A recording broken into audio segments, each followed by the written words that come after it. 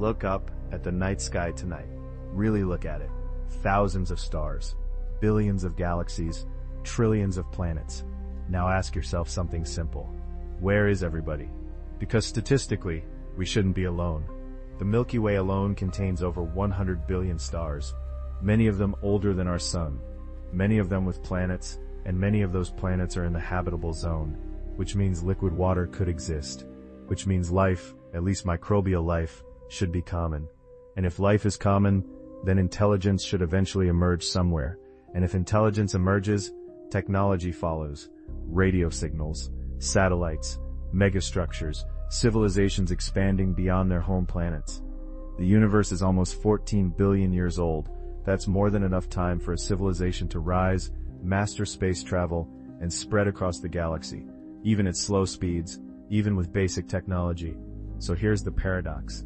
If the universe is so big and so old and life should be statistically common, then why haven't we seen anything?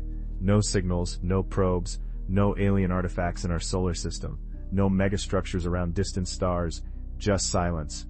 This question has a name, the Fermi Paradox, named after physicist Enrico Fermi, who famously asked during a lunch conversation in 1950, "Where is everybody?" That question still echoes today, because every year our telescopes get better. We detect more exoplanets, we map more of the cosmic microwave background, we analyze atmospheric compositions light years away, and still, nothing. No confirmed alien signal, no undeniable evidence of extraterrestrial intelligence, just background noise, which creates something far more unsettling than invasion stories or alien movies. It creates silence, a universe that appears full of possibility, but empty of voices. And silence in a universe this large feels unnatural, almost suspicious, because mathematically it doesn't make sense. Some estimates suggest there could be thousands, maybe millions of civilizations in our galaxy alone. Even if intelligent life is extremely rare, even if the odds are 1 in a billion, there are enough stars to make it likely, and yet, the sky remains quiet. No beacons, no galactic empires, no Dyson spheres harvesting starlight, just stars burning quietly in the dark. So we're left with two possibilities. Either we are incredibly special, or something is happening. Something that prevents civilizations from surviving long enough to be seen. And that possibility is where the great silence becomes terrifying. Because maybe the question isn't, where are they? Maybe the real question is, what happened to them? So how do scientists try to explain the great silence? There are a few main possibilities. Some comforting, some deeply disturbing. Let's start with the hopeful one. Maybe we're early. Maybe intelligent life is rare, not impossible, just uncommon. Maybe the universe is still young in cosmic terms. Maybe civilizations are only now beginning to emerge. If that's true, then we're not alone, we're just among the first. But that idea has a problem. The universe is almost 14 billion years old. Our solar system is only about 4.5 billion years old.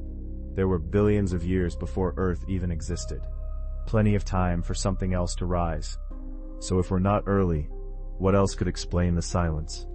Maybe space is simply too big. Even at the speed of light, crossing the galaxy takes 100,000 years. Maybe civilizations exist, but distances are so enormous that contact is practically impossible. Maybe signals weaken. Maybe they pass by unnoticed. Maybe we're just missing them. But here's the uncomfortable detail. We've been listening. SETI has scanned the skies for decades. We monitor radio frequencies constantly. We analyze strange signals. And so far, nothing confirmed. No clear artificial pattern. No undeniable message. Which leads to a darker idea. What if civilizations don't last? This is known as the Great Filter Hypothesis. The idea that somewhere between simple life and interstellar civilization, there is a barrier, a filter, something that most life fails to pass. Maybe life itself is extremely rare. Maybe complex cells almost never evolve. Maybe intelligence is nearly impossible. Or, maybe the filter comes later, after technology begins, after radio signals, after nuclear power. Maybe advanced civilizations destroy themselves, through war, through artificial intelligence, through environmental collapse, through technologies they can't control. If that's true, then the silence isn't empty. It's quiet because something keeps ending the story. And here's the terrifying part. We don't know where the filter is. It could be behind us, meaning we already passed the hardest step, or it could be ahead of us, waiting. That possibility changes everything, because suddenly the great silence isn't comforting, it's a warning. Every dead civilization leaves no trace, no signal, no monument, just silence.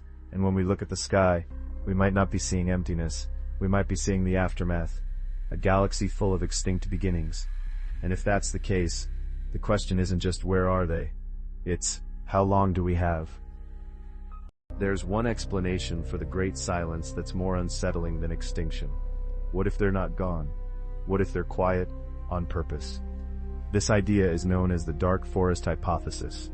Imagine the universe as a vast dark forest at night.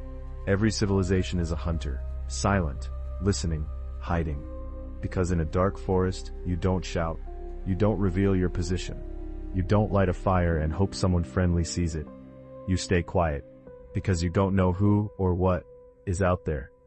And if a civilization reveals itself, it risks being noticed by something stronger, something older, something more advanced. In this scenario, silence isn't evidence of absence, it's evidence of caution. The reason we don't hear alien signals might not be because no one exists, it might be because everyone learned the same lesson. Broadcasting your presence is dangerous. Now think about us. For over a century, we've been leaking radio signals into space, TV broadcasts, military radar, satellite transmissions. We've sent deliberate messages too, golden records on Voyager, radio pulses aimed at star systems. We've essentially been shouting into the forest, "Hello, is anyone out there?" But what if advanced civilizations don't shout? What if they stay silent deliberately, observing, waiting, or simply choosing not to interfere? There's another variation that's just as strange. Maybe advanced civilizations move beyond physical expansion. Maybe they turn inward, into digital realities, into simulations, into forms of existence that don't require megastructures or galaxy-spanning empires. Maybe the loud phase of a civilization, the radio expansionist phase, is brief, a tiny window, and we're in ours right now, which would mean the silence isn't permanent, it's transitional. And the reason we don't see galactic empires is because the truly advanced ones don't look like empires at all. They become subtle, efficient, invisible. Or maybe, and this is the quietest possibility, we are alone, not temporarily, not statistically unlikely, but genuinely rare.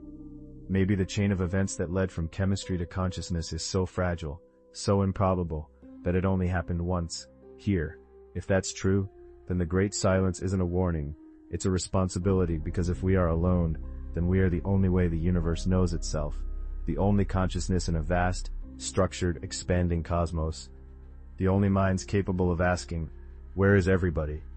And maybe that question is the most important signal of all, because whether the silence means extinction, caution, or rarity, it tells us something undeniable. The universe is not crowded, at least not in ways we can perceive. And until we find evidence otherwise, we are the only known voice in the dark. So the next time you look at the stars, ask yourself one more question. Is the universe empty? For more curiosities and mysteries of the universe, like and subscribe to the channel.